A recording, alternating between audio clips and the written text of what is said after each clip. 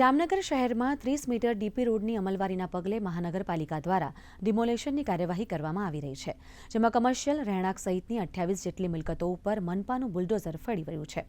28 જેટલા મિલકત ધારકોને અગાઉ નોટિસ આપ્યા બાદ પણ તેઓએ દબાણ દૂર ન કરતા આજે મનપા દ્વારા કાર્યવાહી કરવામાં આવી છે।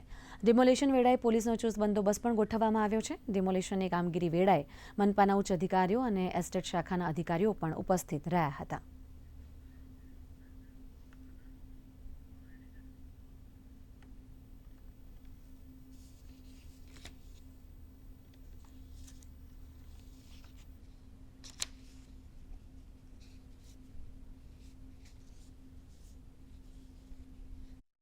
સમર્પણ સર્કલ સુધીનો 30 મીટર ડીપી રોડની અમલવારી હાલે ચાલુ કરવામાં આવેલી છે, જેમાં આશરે 28 જેટલી પ્રોપર્ટીઓ આવે છે।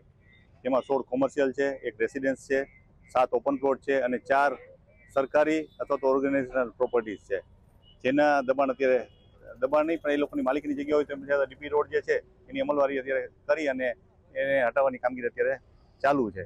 જે સરકારી પ્રોપર્ટી છે એ પોતાની રીતના દૂર કરી દેશે અને બાકીની પ્રોપર્ટીઓનું હાલે દૂર કરવાની કામગીરી 4 જેસીબી એસ્ટેટની ટીમ મારફત હાલે કામગીરી ચાલુ કરવામાં આવેલી છે, જેમાં જરૂરિયાત મુજબનો પોલીસ બંદોબસ્ત સાથે રાખવામાં આવેલો છે।